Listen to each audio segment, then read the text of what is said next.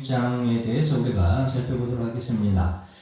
사랑하는 성도 여러분, 여호수아 11장은 어떻게 보면은 여호수아에서 이 여호수아 전체를 잘 보여주는 그런 장이라고 할 수 있겠습니다. 그래서 오늘 여호수아 11장에 대해서는 사실 자세하게 설명을 하자면 참 많은 부분에 대해서 설명을 쭉 할 수 있습니다.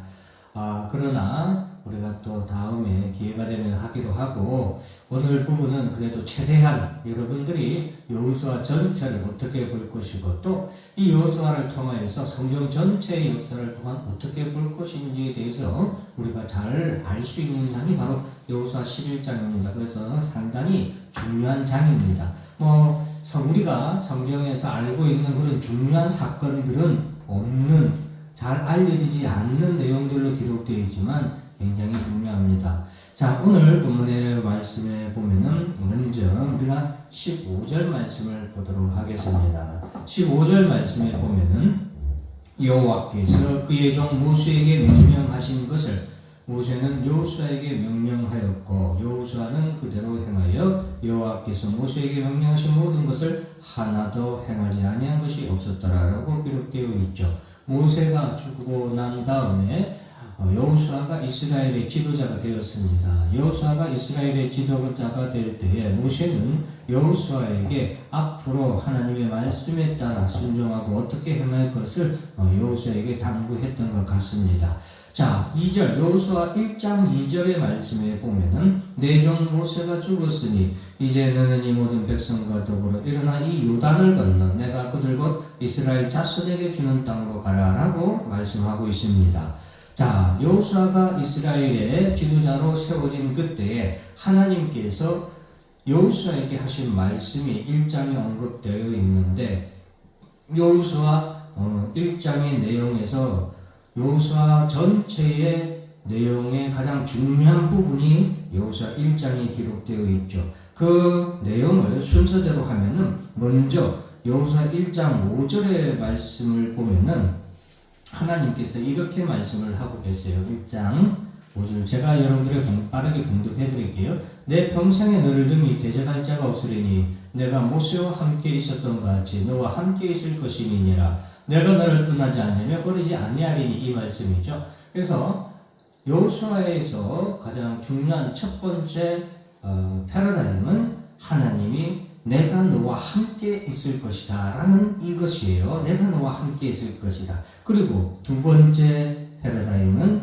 두 번째 중요한 점은 강하고 담대하라. 6절에 기록되었어요. 그러니까 너는 강하고 담대하라. 너는 내가 그들의 조상에게 맹세해 그들에게 주리라 한 땅을 이 백성에게 차지하게 하리라 라고 말씀하시면서 강하고 담대하라고 말씀하십니다. 7절에서는 어떻게 말씀하시냐면 오직 강하고 극히 담대하여, 극히 담대하여, 더 강조해서 오직 강하고, 오직 강하라는 거죠.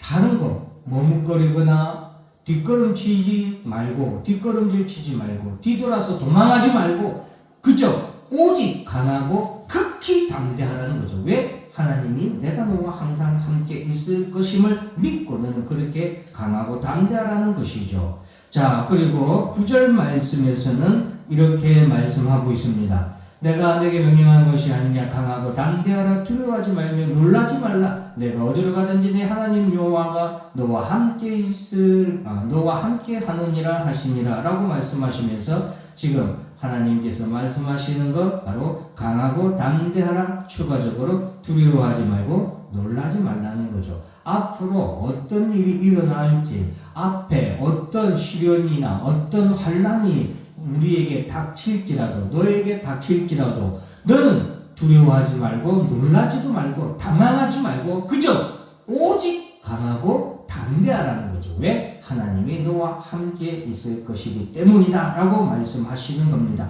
그러면서 제가 아까 읽었던 2절 말씀, 그 말씀이 바로 내 종 모세가 죽었으니 너는 이 모든 백성과 더불어 일어나 이 요단을 건너 내가 그들과 이스라엘 자손에게 주는 그 땅으로 가라. 여기서 이제 마지막 하나님께서는 말씀하시는데 그것이 뭡니까? 이제라는 거죠. 이제 너는 일어나는 거죠. 이제 너는 이 백성과 더불어 일어나라는 거죠. 이제 행동하라는 겁니다. 하나님의 말씀을 믿고 내가 너와 함께 한다고 하였으니 또 내가 너에게 앞으로 어떤 일이 있든지 너와 함께 하겠으니 너는 강하고 담대하라고 말씀하셨고 이 땅을 너에게 주겠다고 하였으니 너는 백성과 더불어 일어나라는 거죠. 이제 일어나라는 겁니다. 미루지 말고 우리가 두려움이 있을 때에 피하거나 혹은 그 일을 미루려고 하죠. 그러지 말고 이제 너는 더불어 일어나라는 거죠. 그리고 가라. 그 땅으로 가라 라고 말씀하고 있죠. 행동하라는 것이죠. 이것이 여호수아 11장에 있어서 제일 중요한 부분들이에요. 자, 그렇게 했을 때 어떤 일이 일어나는가? 그것이 바로 여호수아 11장입니다. 그렇게 하나님이 여호수아 1장에서 여호수아와 이스라엘 백성들에게 명령을 했죠. 그렇게 했을 때에 어떤 일이 일어나는지에 대한 결과가 바로 여호수아 11장입니다. 자, 여호수아의 가나안 북방 지역의 모든 왕들이 연합을 합니다. 자, 그 모든 4절 말씀해 볼까요? 11장 4절.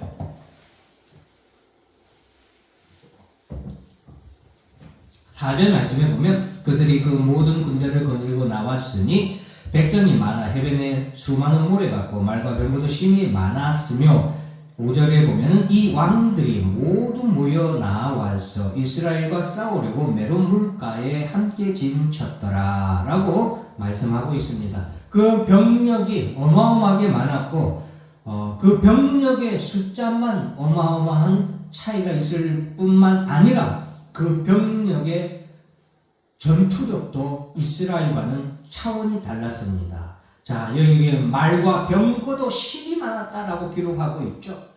여러분, 여기 고대 사회에서 말과 병거라는 것은 마치 6.25 전쟁 때 북한군이 우리나라를 침범할 때에 우리나라가 북한군에게 대항 한번 제대로 하지 못하고 쭉 계속해서 후퇴하고 밀릴 수밖에 없었던 건 뭐 때문이죠? 탱크 때문이죠. 바로 이 고대 사회에서의 전쟁에서 말과 병거라는 것은 그와 같은 무기, 병거예요. 탱크와 같은 거예요. 그런데 그 수많은 군사들과 그리고 심히 많은 말과 병거가 함께 모여 친쳤다라고 했죠.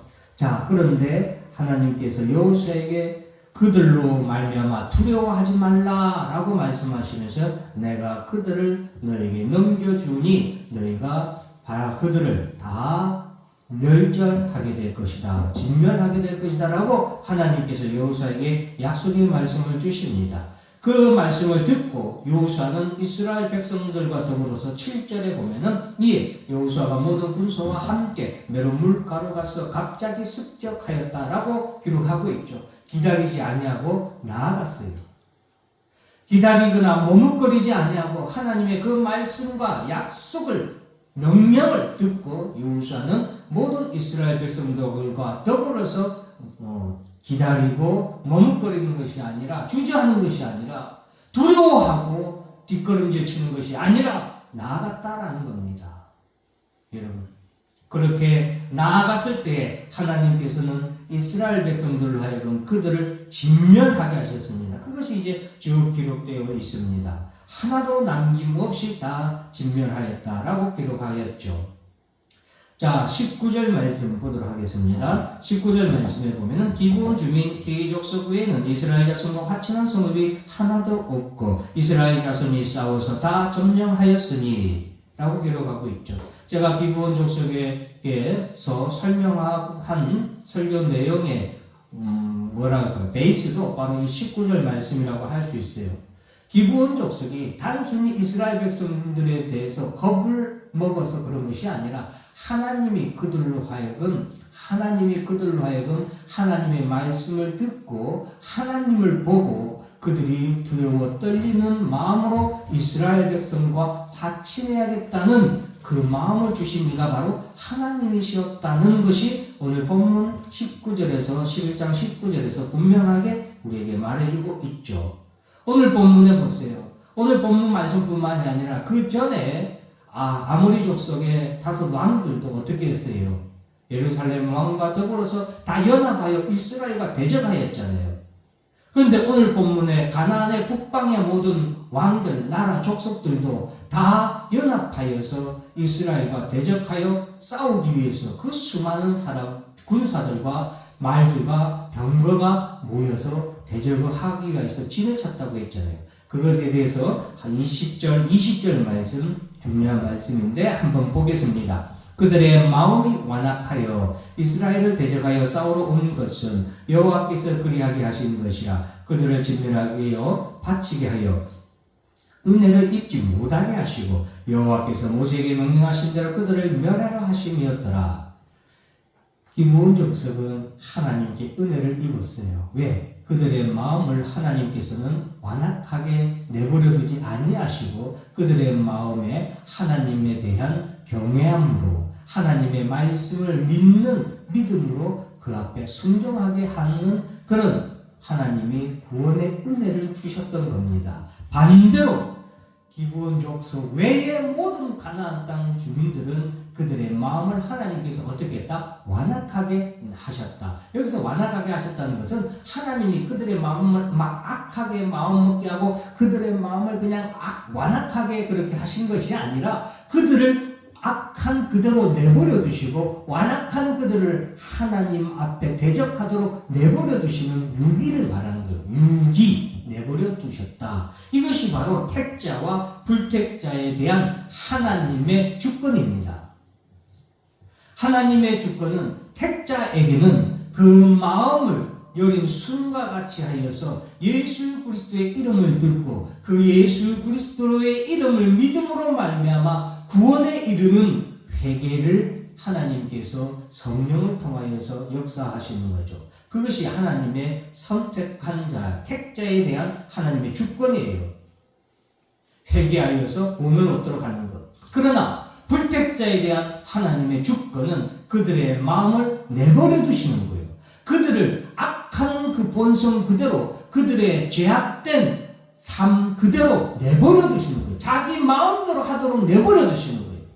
그것이 불택자에 대한 하나님의 주권이에요. 그래서 유다는 자기의 갈 길로 갔다라고 신약에서 사도행전에서도 그렇게 얘기를 하고 있어요. 그래서 유다는 스스로 목을 매죠.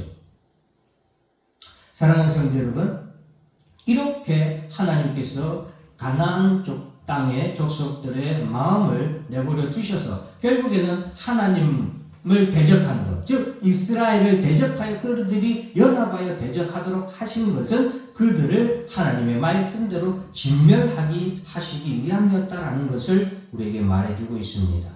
여러분, 그렇게 내버려 두신 것은 더 나아가서 이 가나안 땅을 아브라함에게 내가 너의 자손들에게 내가 이 땅을 주겠다라고 하신 하나님의 약속의 말씀을 그대로 이루시기 위하여서 하나님이 이와 같이 하셨다는 것을 또한 우리는 성경 전체의 역사적인 부분에서 구속사적인 부분에서 우리가 알아야 되겠습니다. 그 아브라함과의 약속을 하나님께서는 또한 이루시기 위해서 이와 같이 악한 자들을 내버려 두셨고 그들의 완악함으로 그들은 하나님을 대적함으로 멸절당하게 되었다라는 것을 기억해야 되겠습니다.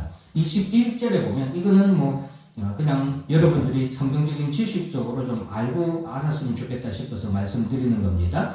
그때에 여호수아가 가서 산지와 헤브론과 드빌과 아낙과 유다 온 산지와 이스라엘의 온 산지에서 아낙 사람들을 멸절하고 그가 또 그들의 성읍을 진멸하여 바쳤으므로 여기서 나오는 아낙 사람들이 나오죠. 이 아낙 사람들은 거인족들이에요. 단순한 키가 198, 2m가 아니라 성경 고고학자들에 의하면은 3m가 넘는 그런 거인족들을 말하는 것이 바로 이 아낙 사람들이에요. 그래서 이스라엘 백성들이 가나안 땅을 정탐할 때에 12명의 정탐꾼들이 갔는데 그 중에 10명의 정탐꾼들이 두려워함으로 우리는 가나안 땅을 절대 점령할 수 없다라고 하나님의 말씀에 대해서 불신함으로 그들이 하나님께 심판을 받을 수밖에 없었던 결정적인 역할을 바로 이 아낙 사람들을 그들이 보고서 그와 같이 하나님의 말씀을 믿지 못하였죠. 그 12명의 정탐꾼들 중에 단 2명 여호수아와 갈렙은 그럼에도 불구하고 그들은 우리의 밥이다, 우리가 올라가야 된다라고 말했던 바로 그 아낙 사람들을 오늘 이제 여호수아는 멸절해버립니다.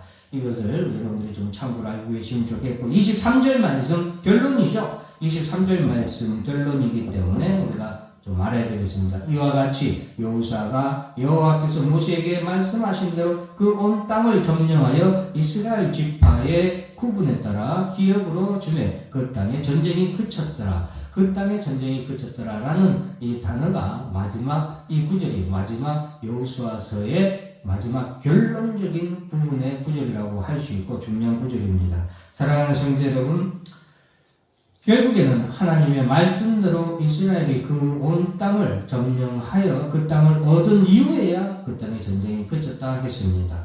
최후의 전쟁에서도 예수 그리스도께서 이 땅에 오셔서 사탄 마귀가 오늘 이 가나안의 족속들이 나라들이 메론 물가에서 연합하여 진친 것과 마찬가지로 아마겟돈 전쟁을 사탄 마귀와 그 모든 세력들이 함께 연합하여서 진을 칠 때에 예수 그리스도께서 이 땅에 오셔서 그 대적들을 다 진멸하고 이 싸움에 함께 참여했던 바로 우리 성도들, 예수님의 싸움에 우리가 함께 참여했다는 것은 이 땅에 살아가는 동안에 우리가 주 예수 그리스도를 믿고 하루하루를 믿음으로 살아가는 것 그 자체가 주님과 더불어서 싸운 것으로 하나님께서는 인정하시는 거예요.